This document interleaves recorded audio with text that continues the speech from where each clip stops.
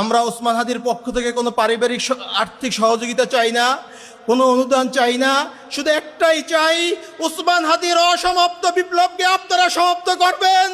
আপনারা যদি রাজি থাকেন আমার সাথে ওয়াদা করেন, ইনসাফের বাংলাদেশ গঠন না হওয়া পর্যন্ত আপনারা শান্ত হবেন না। ওসমান হাদি শাহবাগে দাঁড়িয়ে বলতেন, এই শাহবাগ হাজার বছরের মুসলমানদের কাছ থেকে এই বঙ্গভূমির স্বাধীনতা কেড়ে নিয়েছে। এই শাহবাগে ফ্যাসিবাদের জন্ম হয়েছে, আমি এই শাহবাগ থেকেই ফ্যাসিবাদকে রুখে দেব। এই শাহবাগে বসে আমি নারায়ে তাকবীর স্লোগান দেব। যদি আপনারা হাদিকে ভালোবাসেন, হাদির হত্যার বিচার চান, ওই শাহবাগকে ফ্যাসিবাদ মুক্ত, ভারতীয় আধিপত্যবাদ মুক্ত কায়েম করতে হলে আপনাদেরকে আন্দোলন অব্যাহত রাখতে হবে। আমি আমার বক্তৃতা শেষ করছি।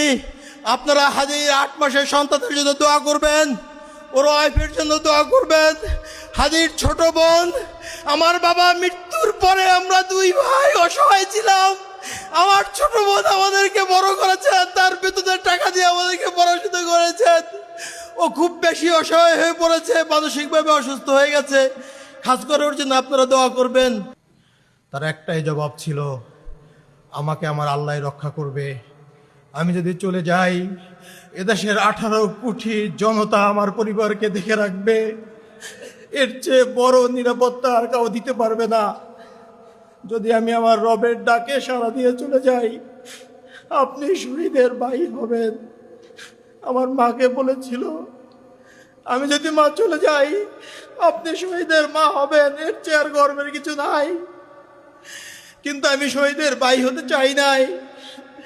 আমি চেয়েছিলাম রাজপথে বিপ্লবী ওসমানের পাশে থেকে এই বাংলাদেশকে আধিপত্যবাদ মুক্ত করতে। আমি চেয়েছিলাম ইনসাফের বাংলাদেশ যতদিন পর্যন্ত গঠন না হবে, আমরা রাজপথ ছাড়ব না। কিন্তু আজকে ওসমান চলে গেছেন, আল্লাহ ওকে তার সর্বোচ্চ পুরস্কার দিয়ে নিয়ে গেছেন। শুক্রবারের জুমার নামাজের পরে সে গুলিবিদ্ধ হয়ে পরবর্তী শুক্রবার রাতে সে ইন্তেকাল করেছেন সিঙ্গাপুরে। আমাদের পরিবার, ইনকলাব মঞ্চের ভাই ব্রাদাররা আমরা ঘটনার আকস্মিকতায় ধুমড়ে মুচড়ে গেছি। আমরা এখনো স্বাভাবিক জীবনে ফিরতে পারি নাই।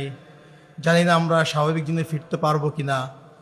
আমাদের শহীদ পরিবার, ইনকলাব মঞ্চ, ওসমানগণের লাখো লাখো ভালোবাসার জনগণ, বিপ্লবী ছাত্র জনতা, সবার কাছে আমার একটাই দাবি, ওসমান যে বিপ্লবী আন্দোলন করেছিলেন, সে যে আন্দোলনের জন্য শহীদ হয়েছেন, পরবর্তীতে তার অসমাপ্ত বিপ্লবকে আপনারাই সমাপ্ত করবেন ইনশাআল্লাহ। প্রিয় বিপ্লবী জনতা, আমি এখানে ওসমান হাদির ভাই হিসেবে আসি নাই। আমি হাদির একজন সহযোদ্ধা ছিলাম। হাদি যখন গুলিবিদ্ধ হয়েছে, একই রিকশার বাম পাশে আমি বসা ছিলাম। হাদি ডান পাশ থেকে সন্ত্রাসীদের হাতে গুলিবিদ্ধ হয়েছে। কান্না করার জন্য আমরা রাজপথে নামি নাই। শহীদ ওসমান হাদি যখন জুলাই আন্দোলনে অংশগ্রহণ করে, তার ওয়াইফ, সন্তান সম্ভা ছিলেন।